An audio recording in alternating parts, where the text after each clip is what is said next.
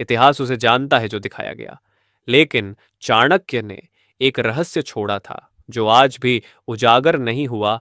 नंदवंश के अंत के बाद मौर्य साम्राज्य की स्थापना हो चुकी थी। चंद्रगुप्त सिंहासन पर बैठ चुका था और आचार्य चाणक्य अपने राजनीतिक ज्ञान के शिखर पर थे। लेकिन एक रात उन्होंने अचानक सब कुछ छोड़ने का निर्णय लिया। चाणक्य ने अर्थशास्त्र और नीति सूत्र लिखे, ये सबको पता है। लेकिन कम लोग जानते हैं कि उन्होंने एक तीसरा ग्रंथ भी लिखा था, नीति के आगे। ये किताब न तो सत्ता के लिए थी, न ही राजनीति के लिए, बल्कि इसमें लिखा था, अगर कोई इस ग्रंथ को पूरी तरह समझ गया तो वो समय को बदल सकता है।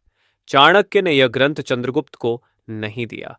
उन्होंने उसे एक गुप्त स्थान पर छुपा दिया। अशोक के समय में उसे जला देने का आदेश दिया गया था। लेकिन आग की लपटों में भी वह ग्रंथ नहीं, कुछ भिक्षुओं ने उसे ताम्र पत्रों में बंद कर एक गुफा में छुपा दिया कहा जाता है। जो भी उस ग्रंथ को पढ़ता उसका चेहरा बदल जाता, जैसे कि वो किसी और की तरह सोचने लगता हो।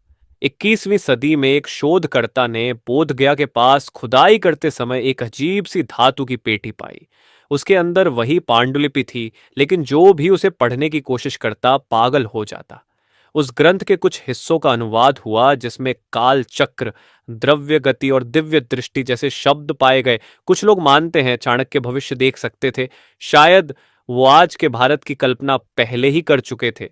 इतिहास ने चाणक्य को एक नीतिज्ञ बताए, लेकिन क्या वो एक समय यात्री थे? क्या उनकी असली शक्ति राजनीति नहीं बल्कि ज्ञान का रहस्य था? अगर आप शक की गुप्त लड़ाई की गवाही थी। अगर आपको ये कहानी पसंद आई हो तो वीडियो को लाइक करें, चैनल को सब्सक्राइब करें और कमेंट में लिखें